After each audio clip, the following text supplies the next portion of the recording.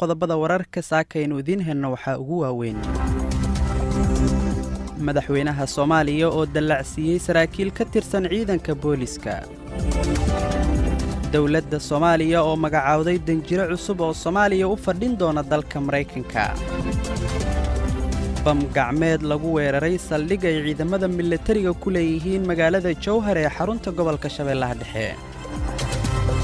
Puntland oo digniin iyo hanjabaad isugu dartay qaar ka mid ah waalidiinta carruurtooda xilliyada habeenkii dhibaatada ka geysta waqooyiga magaalada Gaalkacyo kulamo looga hadlayo doorashada Jubbaland oo ka soconaya magaalada Kismaayo aqalka wakiilada Mareykanka oo si adag u cambaareeyay Donald Trump iyo midowg markii ugu horeysay oo qof dumar ah loo doortay madaxweynaha midowga Yurub madkala ku celi warbali waran maxaan kaaga waramaa xaaladda dalka de ma run baad rabtaa mise been run baan rabaa been raad ma leh kulmiye ka dhageyso wayna ka hadaba subax wanaagsan waa Arbaco taariikhdu waxay tilmaamaysaa 17 bisha 7 ee July sanadka 2019 warkeena subax waxaa soo saaray Cali Ibraahim Cabdullaahi waxa inoo akhrinaysa warkaasi oo dhameystiran Faatima Abukar Cabdi mahadsaned Cabdullaahi Xuseen Canshuur madaxweynaha dawladda federaalka Soomaaliya Maxamed Cabdullaahi Farmaajo ayaa dalacsiiyay saraakiil ka tirsan ciidanka booliska Soomaaliya Yunus Duraan Cali ayaa warkaan inoo faahfaahinaya waxaa xalay magaalada Muqdisho lagu qabtay xaflad lagu dalacsiinayay saraakiil ka tirsan ciidanka booliska Soomaaliya saraakiishan ayaa waxa dalacsiiyay madaxweyne Farmaajo waxaana kala yihiin taliyaashii maamulayay qaybaha iyo kuwa saldhigyada waxaana intooda badan ahaayeen kuwii ka yimid nabad sugidda Soomaaliya ee lagu biiriyay ciidanka booliska Soomaaliya saraakiishan uu dalacsiiyay madaxweyne Farmaajo ayaa tirahan gaaraya 15 xubnood waxaana xalay xaflad lagu qabtay xirada tababarka ciidanka booliska Generaalka Hiye munaasabada garaadaha lagu xiriyay saraakiishan ayaa waxa goobjoog ka ahaa رئيس الوزراء كحجينك حكومة الصومالية مهدي محمد جوليد غدر تريها عيدا كبوليسكا بشير أمريكو قدوميها قبل كبنادر سيدو كلا سراكيش ودلعسي مدحوين فرماجة وحكمد تريها قيبت جود بوليسكا صادق عمر حسن ولود دلعسي درجة جنرال سراكيش دلعدي وتراها يا وحكمد تريها قيبت جود بوليسكا صومالية صادق عمر حسن تريها عيدا كجارك حرمعد فرحان محمود قرولي تليها قيبت القلبيد عيدنك بوليسكا يوسف حندبي تلياش سلقيدا حمرويني هوضن وابري هرواء هولوداق يسراكيل كلا قدوميها قبل كبنادر انجنير عبد الرحمن عمر عثمان يريسو oo ka hadlay munaasabadii xalay ayaa waxa uu yiri xafladan ujeedadeedu waxay ahayd in lagu dhiirigeliyo ciidanka booliska Soomaaliyeed bulshada anigoo ka wakiilana darajadan la bixinayay aad arkaysay waa mid ka timid shacabka saraakiishan la siiyay darajadana waa kuwii shacabka u gartay si wanaagsan ula dhaqmay soo dhaweeyay garab u ahaa isla markaana caasimadda Muqdisho si adag oo howlkarnimo ku jirto uga howlgalay habeenii maalin runtii waxa sharaf mudan ra'iisul wasaare ku xigeen taliya Saadiq runtii inuu jaanan helo muddo la sugayay maantana caawa waxaan leenahay General Saadiq soo dhawow ku soo dhawow ciidankaagii waxaan rabaa inaan u mahadceliyo madaxweynaha Jamhuuriyadda Federaalka Soomaaliya oo runtii bixiyay darajadan u gartay isla markaana qiray sida ciidanka booliska Soomaaliyeed u yihiin ciidan heegan ah u taagan har iyo habeenna bulshada badbaadinaya mudane ra'iisul wasaare ku xigeen oo la socota Febraayo iyo Maarso wixii ka dambeeyay inaan la bedelay istaraatiijiyadii sugidda amniga caasimadda taasna ay suuro gelisay in maalin walba ciidanka booliisku ay ka howlgalaan degmooyinka gobolka Banaadir in maalin walbaba ciidanka booliisku ay ka sameeyaan waxa loo yaqaan stop and serve in maalin walbaba ay jiraan guddi kormeer iyo dabagal oo hubiya ciidanka iyo sida bulshada ula dhaqmayaan dawladda Soomaaliya ayaa magacaawday danjiro cusub oo Soomaaliya u fadhin doona dalka Mareykanka sidoo warkan ku faahfaahinayo Axmed Maxamed Ibraahim muddo sanad ah waxaa banaanaa xilka danjiranimo ee dalka Mareykanka kaasi oo hadda loo magacaabay Cali Shariif Axmed xilkan ayaa waxaa baneeyay wasiirka arrimaha dibadda Soomaaliya Axmed Ciise Cawad kadib markii loo magacaabay xilka wasiirnimo sidaana uu kaga soo tagay xilka danjiraha ee dalka Mareykanka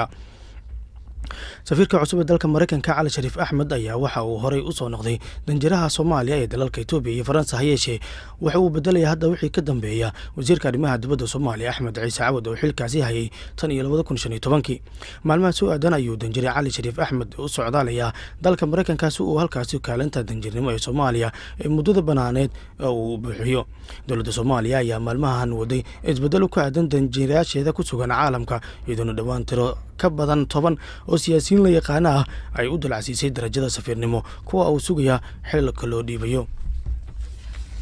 mahadsanid axmed. kooxo hubaysan ayaa xalay bamgacmeed ku weeraray saldhig ay ciidamada militariga ku leeyihiin degmada jowhar ee gobolka shabeellada dhexe. cali cilmi salaad ayaa warkan inoo faahfaahinaya. ciidamo ka tirsan militariga Soomaaliya ayaa habeenkii xalay ahaa saldhig ay ku leeyihiin magaalada Jowhar waxaa lagu weeraray bamgacmeed. koox hubaysan ayaa habeenkii xalay ahaa waxa ay weerar bambaano ku qaadeen saldhig ciidanka militariga Soomaaliya ay ku leeyihiin magaalada Jowhar ee caasimadda maamulka Hirshabeelle. weerarkan bambaano ayaa waxa uu ka dhacay xaafadda Hanti Wadaag ee magaalada Jowhar. saldhig ay halkaa ku leeyihiin ciidanka xoogga dalka sida ay inoo xaqiijiyeen goobjoogayaal ku sugan halkaas. ciidanka bamgacmeedka lagu weeraray ayaa waxa ay fureen rasaas xoogan hase yeeshee aan la soo warin cid wax ku noqotay. intaas kadib ayay ciidanka waxa ay baaritaano kooban ay ka sameeyeen goobtii lagu soo weeraray inkastoo aan la soo warin cid loo soo qabtay ku lug lahaanshaha falkaas. ila deegaanka ah ayaa sheegay in bamkaas ay ku dhaawacmeen dhowr qof oo ciidanka ah inkastoo aan lahayn tirada saxda ah. weerarada bambaano ee lagu qaado saldhigyada ciidanka ay ku leeyihiin Jowhar ayaa maalmihii u dambeeyay sii kordhayay. weli kama aysan hadlin laamaha ammaanka iyo maamulka degmada Jowhar. maamulka Puntland ayaa digniin iyo hanjabaad isugu daray qaar ka mid ah waalidiinta caruurtooda xilliga habeenkii ah dhibaatada ka geysta waqooyiga magaalada Gaalkacyo. cali ibraahim cabdulaahi ayaa warkan inoo faahfaahinaya. saahid maxamuud cali duqa degmada Gaalkacyo ee gobolka Mudug ee Puntland oo la hadlay warbaahinta ayaa digniin iyo hanjabaad wuxuu u diray waalidiinta dhalinyarada kooxda u abaabulan ee habeenkii foodada ka sameeya xaafadaha magaalada Gaalkacyo. duqa ayaa waalidiinta ugu baaqay inay cishtaan caruurtooda xilliga habeenkii foodada ka sameeya gudaha magaalada Gaalkacyo ee gobolka Mudug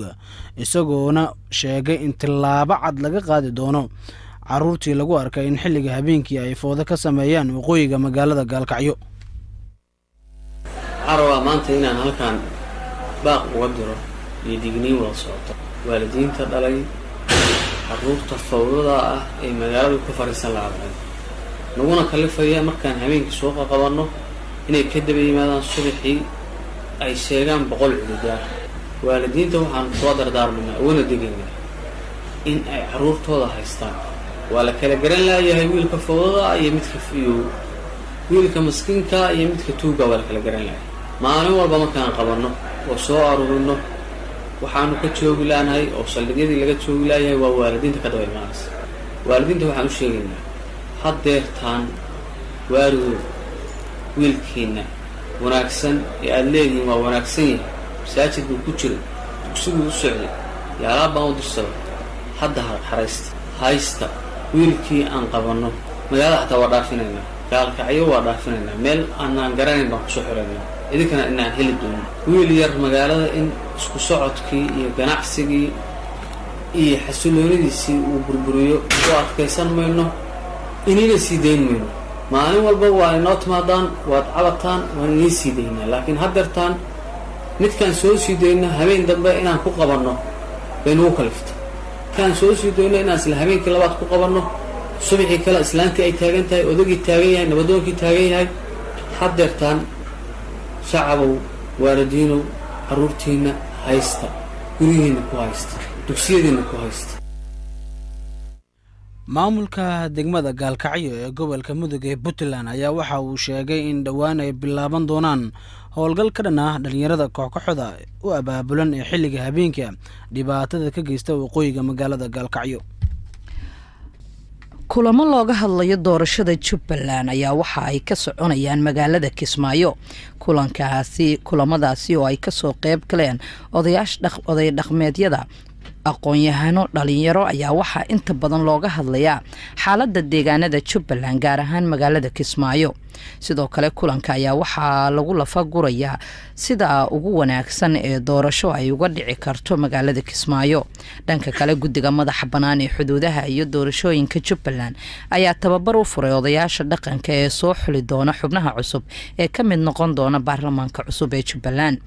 odayaasha tababarka loo furay ayaa isugu jira qaar hore ugu sugnaa magaalada Kismaayo iyo kuwo dhowaan ka kala tagay degmooyinka gobolka Gedo iyo magaalada Muqdisho.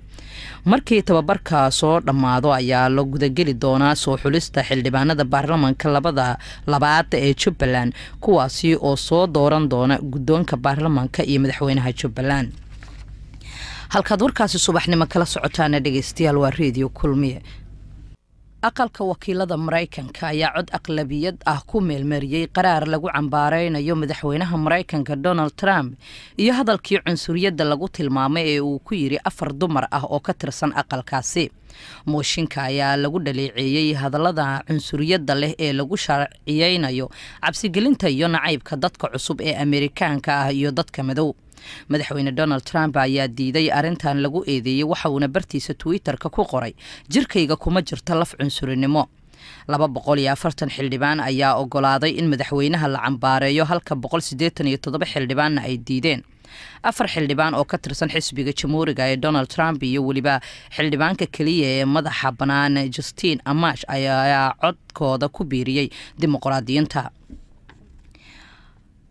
haweeney u dhalatay dalka Jarmalka laguna magacaabo Ursula von der Leyen ayaa loo doortay madaxweynaha guddiga midowga Yurub kadib markii xubnaha guddiga ay si qarsoodi ah u codeeyeen. wasiirka difaaca Jarmalka oo ka tirsanayd xisbiga midigta dhexe ee dalka Jarmalka ayaa bedeli doonta 1 bisha November gudoomiyaha guddiga midowga Yurub ee Jean-Claude Juncker. waxa ay heshay in ka badan kala bar codadka xubnaha baarlamaanka midowga Yurub iyadoona codayntu ay u dhicday qaab qarsoodi ah. guddiga ay hogaamin doonta ayaa dejiyay sharciyada midowga Yurub waxa uu leeyahay awood talaabooyin looga qaado wadamada xubnaha ka ah haddii ay qaladaad dhacaan. warkii subaxnimo dhageystayaal oo aad kala socoteen Radio Kulmiye saaka waa inageenta.